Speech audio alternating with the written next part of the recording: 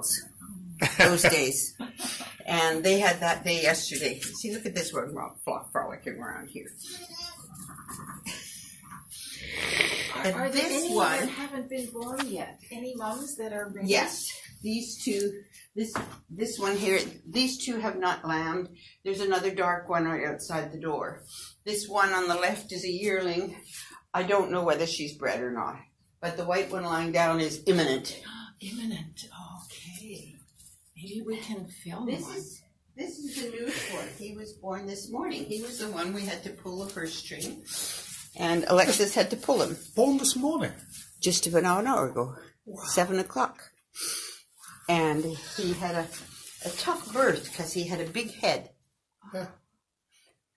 A very big head. Alexis had to pull him. But she has had the retainer, what do you call it? Retainer? Retainer in her since, for a few weeks now. And yeah, 2 days ago she got the purse string. Purse string. Well, there you go, Cathy.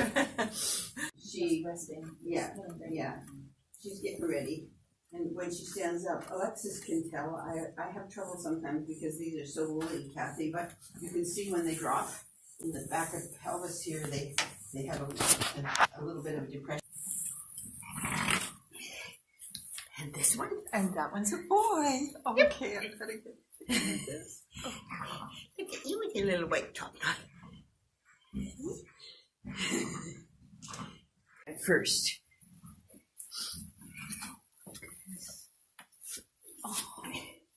Hey, this is a little boy. Okay. And yes. I get.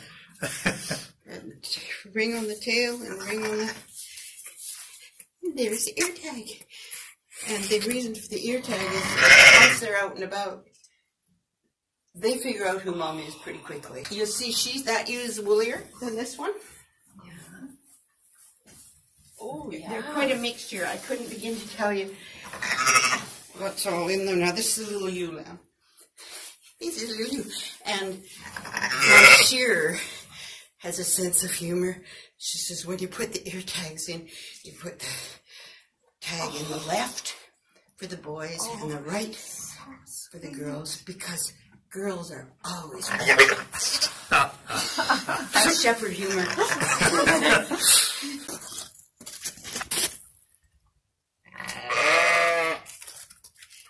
And you see that the lamb is bopping mum to get the milk to come. Come on. Yeah. Starts the milk. Come. Wow. Same with human babies. Yeah. Isn't she cute? Oh, she's got her black boots. Yeah. But I'll tell you another story about that you can delete afterwards. I'm going to show people how I had the three T's: tails, tags, and testicles. Mm-hmm.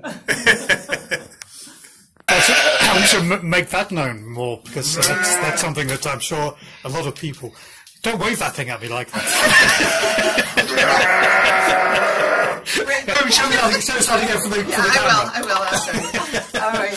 And you know, your reaction was almost what. I'm glad I'm not a man. Yes.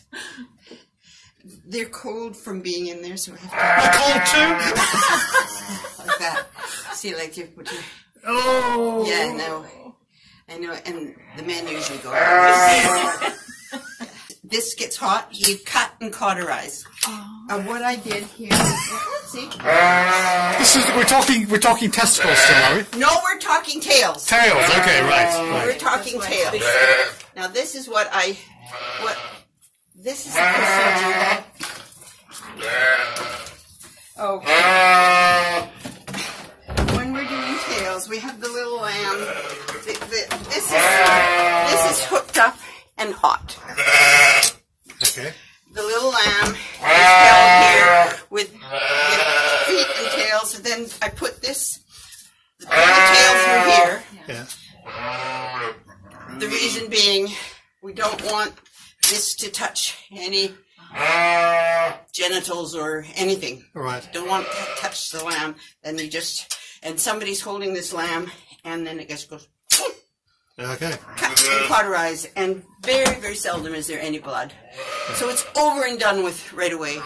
It's none of this long waiting. And how old are they when you do this?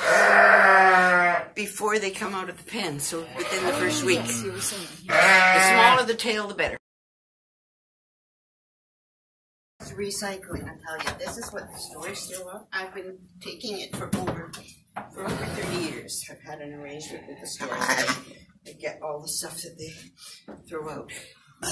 And I sort it. And the cruddy stuff, the rotten stuff, and everything goes to make compost. And this is what my sheep get treats.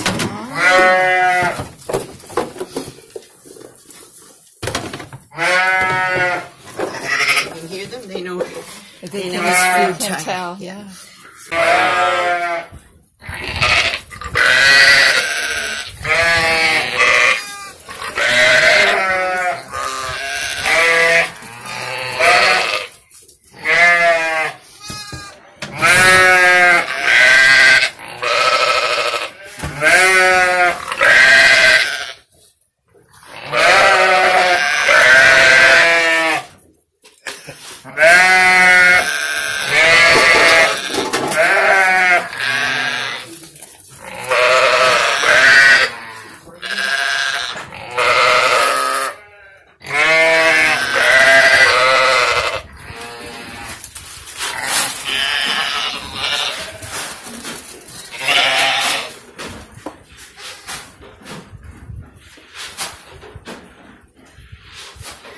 So the lambs are all wondering, what do we do now? Mum is eating. What? But their behinds are hanging out. They could still go and have a little suck. I have action for you, Andrew. That's great.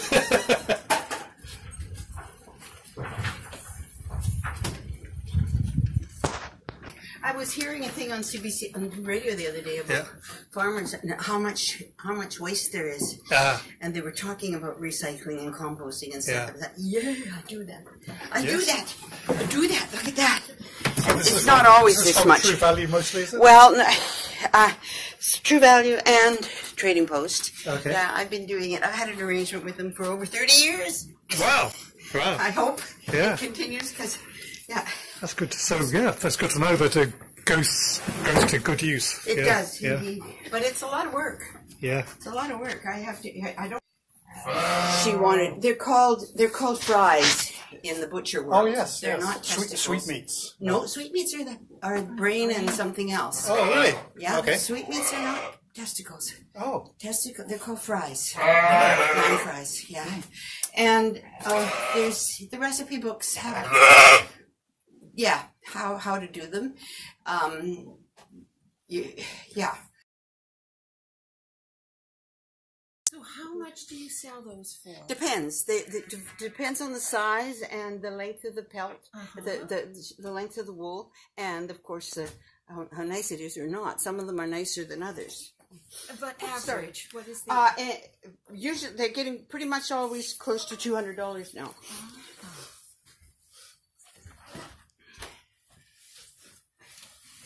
See, they're considerably different in size, and there's one huge one here somewhere.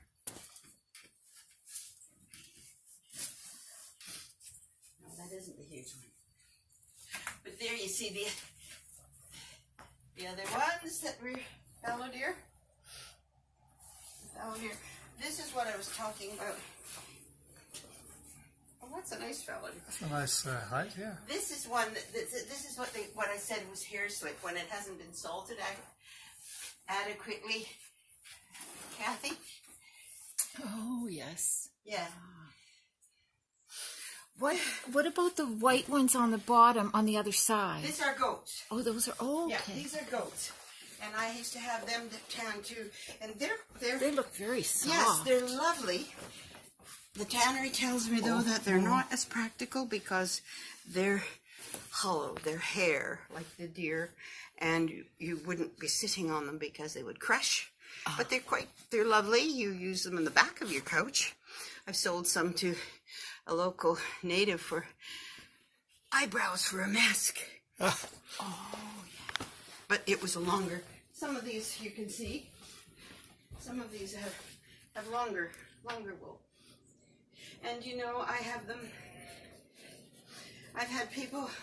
My soap is all here. I store it all here. Just bring up a soap just so we can just put that on camera. Yeah.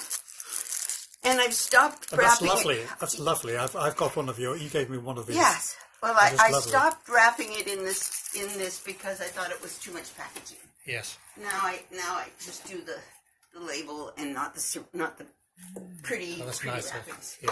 But I have everything in. My socks are in. The socks get done at the mill in Alberta. I send my wool off, the raw wool off. You don't knit them yourself. I don't knit them myself. I'm not a very good knitter. But everything has... expecting a bit much, Cathy. Well, you know what? I have one very good customer for socks. Well, that's me. Thank you very much. I'll take I have to pay you later. I didn't bring the cash. Yeah, that's fine. Yeah. There we go. Usually I sell the whole lamb, and I've sold them all this year, cut, wrapped, and frozen. What do you provide now? Just standard cuts, yes, like standard, what? Yeah, they just routine. And if somebody wanted, I have a picture that the abattoir provided me with what the cuts, what a whole lamb looks like laid out with, and what all the cuts are.